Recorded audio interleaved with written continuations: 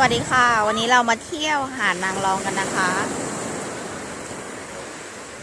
หลังจากบรรยากาศนะคะหลังจากโควิดนะคะ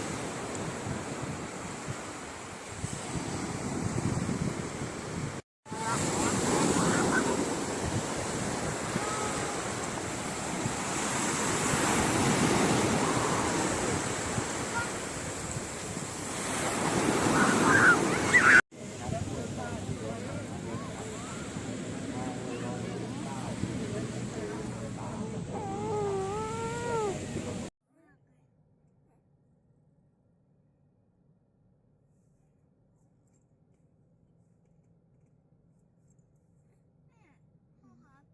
พ่อผู้เยาว์เอารถว่ายน้ำกันไหมไปถึงภูเขากันนั่นน่ะมันมีตัวเดียว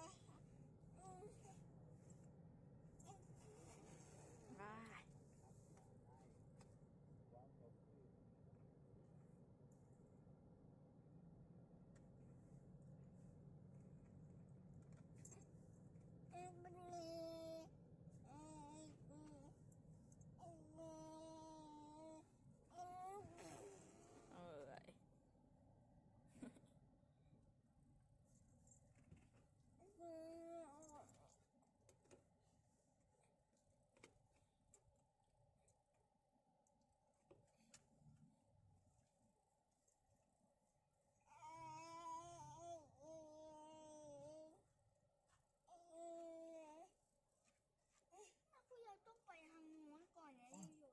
ขึ้นไปภูเขาตัวหนึ่งนี่ไงด้านยอดเขามันมีสองฝั่งไหม